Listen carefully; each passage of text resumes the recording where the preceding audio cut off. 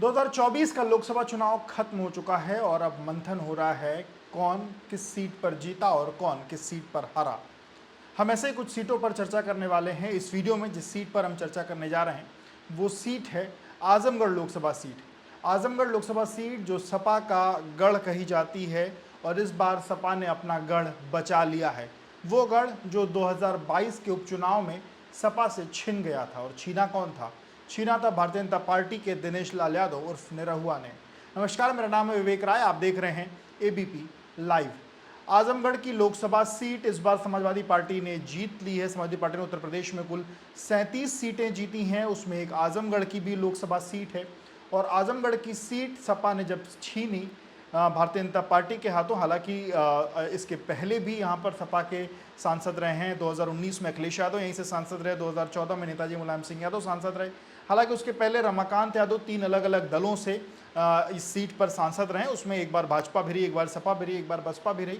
पर अमूमन यहाँ पर ये सीट सपा का गढ़ मानी जाती है। और 2022 का जब विधानसभा चुनाव हुआ और जब अखिलेश यादव विधानसभा में करहल से जीत करके वो सीट छोड़ी, उस दौरान दिनेश लाल यादव ने ये सीट उपचुनाव में सपा से छीन ली थी। और तकरीबन 1.5 साल या 18 ये कहें कि लगभग 20 महीने 22 महीने दिनेश लाल यादव वहाँ पर सांसद रहे। उसके बाद जब 2024 के अब लोकसभा के आम चुनाव हुए तो दिनेश लाल यादव से ये सीट छीन ली धर्मेंद्र यादव ने।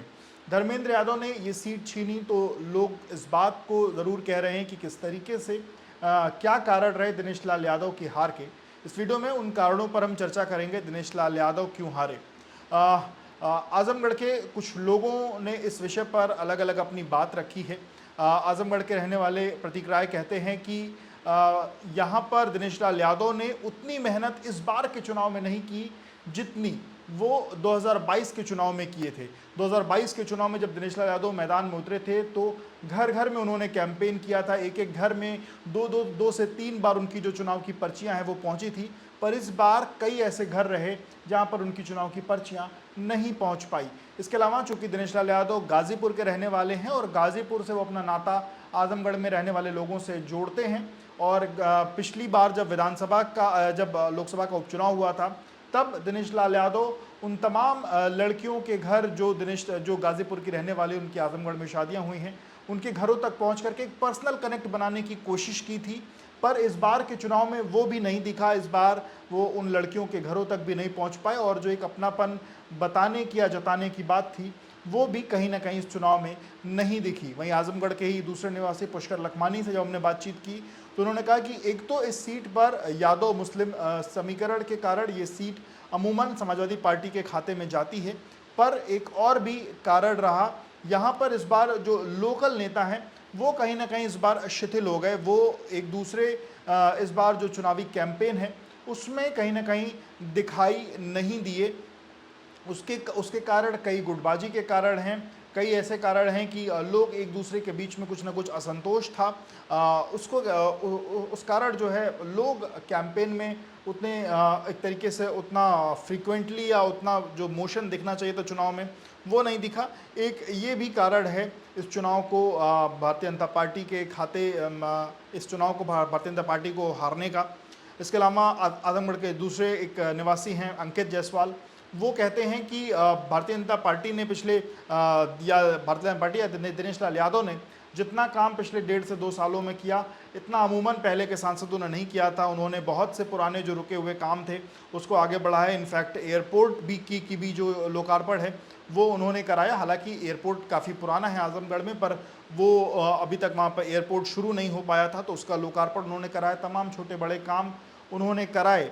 लेकिन अंदर की गुटबाजी एक बड़ा कारण रहा जिससे कि दिनेश लाल यादव हारे। और जो एक ग्लैमर दिखाने की कोशिश वहाँ पर हुई वो ग्लैमर भी कहीं ना कहीं वोट इकट्ठा नहीं कर पाई, वोट अपनी तरफ आकर्षित नहीं कर पाई।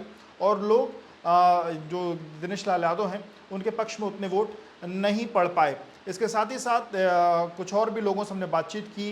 डॉक्टर सुभाष ने कहा कि जिस तरीके से इस बार विपक्ष अपने मुद्दों को बताने में कामयाब रहा उसका काउंटर बीजेपी की तरफ से बहुत अच्छा नहीं हो पाया। और युवा जो बेरोजगार युवा हैं उनको कहीं ना कहीं पेपर लीक का जो मुद्दा था उससे बेरोजगार युवा बेहद आहत थे।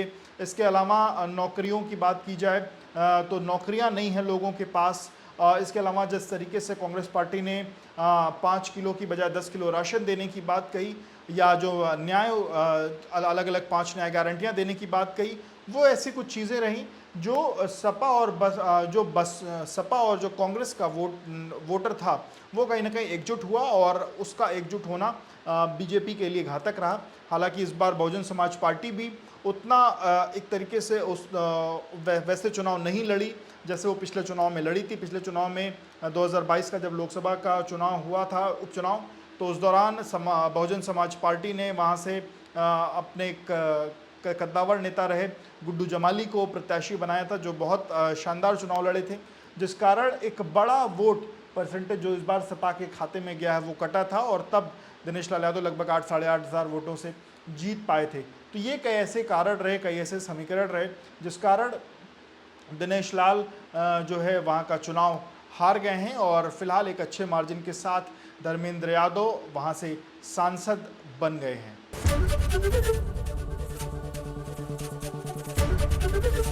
एबीपी गंगा, खबर आपकी, जुबान आपकी।